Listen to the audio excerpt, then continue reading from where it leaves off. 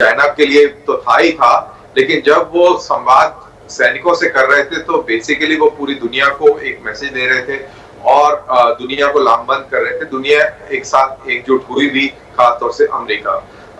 जब अभी हम राजनाथ सिंह की बात कर रहे हैं तो राजनाथ सिंह का दौरा तब आ रहा है जब गोंगसो के फिंगर 4 का जो पेच है अभी भी लड़ा हुआ है, और प्रधानमंत्री की विजिट से लेके और रक्षा मंत्री की विजिट के दौरान गलवान इलाके में डिसएंगेजमेंट जरूर हुआ है, गोरा और हॉट स्प्रिंग के इलाके में डिसएंगेजमेंट हुआ है, लेकिन फिंगर 4 का इलाका अभी भी पेचीदा बना हुआ है। वहां पर कोई बहुत सकारात्मक कोई नतीजा निकल के आया हो, वो ऐसा नहीं है। हिंदुस्तान ने भी अपना स्ट्रेंथ जो है, अपना जो स्टैंड है उसको और क्लैरिफाई किया है और हार्डन किया है।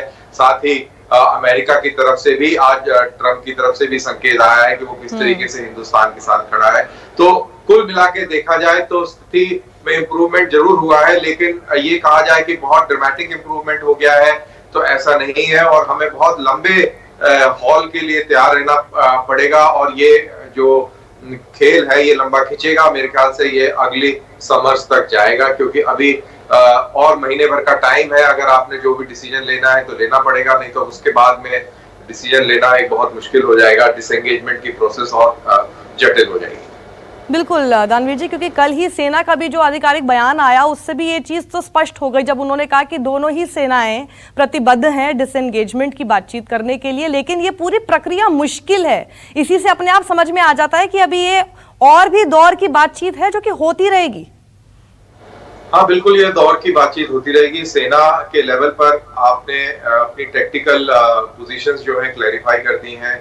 सेना ने सरकार को भी क्लैरिफाई कर दिया है कि ये हमारी टेक्टिकल ग्राउंड पोजीशंस रहेंगी और इस पे कॉम्प्रोमाइज नहीं होगा, और वही सब मद्देनजर रखते हुए सारी बातचीत हो रही है, चाहे वो सेना करे, चाहे वो डिप्लोमेटिक चैनल्स पे हो, चाहे वो अजीत डोभाल करे।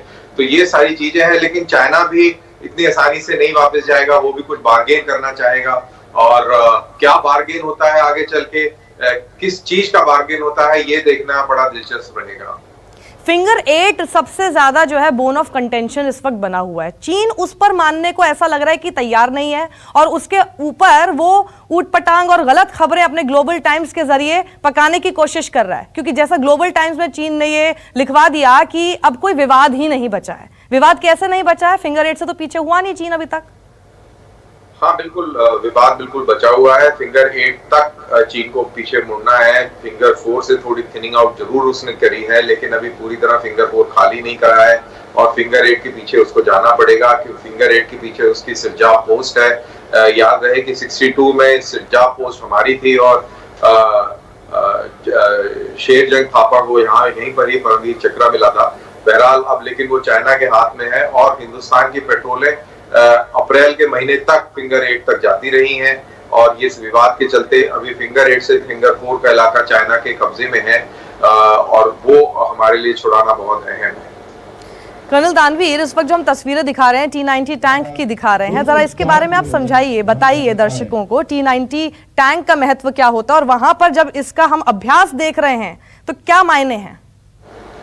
देखिए, ये जो आर्मर है, जो टैंक्स का इस्तेमाल है इन इलाकों में, अगर आप कभी ले गए हो या लोग जो टीवी देख रहे हैं उन्होंने ले की तस्वीरें देखी हो, तो पहाड़ बहुत ऊंचे ऊंचे हैं, लेकिन पहाड़ों के बीच में बहुत बड़े बड़े प्लेन एरिया के गैप्स हैं, और टैंकों का वहां पर इस्तेमाल इन प्लेन एरिया के गैप्स में ही होगा। क्योंकि आपने खबरें पढ़ी होंगी कि चाइना ने T-15 नाम का एक लाइट टैंक इंट्रोड्यूस किया है, और उनके 2 मैकेनाइज्ड डिवीजन 6 और 8 20,000 सैनिकों और कई 100 टैंकों के साथ में वो डेप्थ एरिया में मौजूद है। तो उनकी अगर वो हमला करते हैं और उनकी आर्मर को रोकना है, तो उसमें हमारे T-90 बहुत अहम रोल अदा करेंगे। और पिछले 2 दिन पहले ही एक खबर आई थी कि हिंदुस्तान की फौज भी T-15 के जैसा एक लाइट टैंक ढूंढने की कोशिश कर रही है, तो वो एक अलग कहानी है। बट बहरहाल T-90 एक बहुत ही पोर्टेंट और दुनिया का जदीद तरीन इक्विपमेंट है, और ये किसी भी नॉन आर्मर को बहुत अच्छी तरह ध्वस्त कर सकता है, और इस इलाके के अंदर T-15 जैसे जो चाइनीज टैंक है वो कहीं भी इसके सामने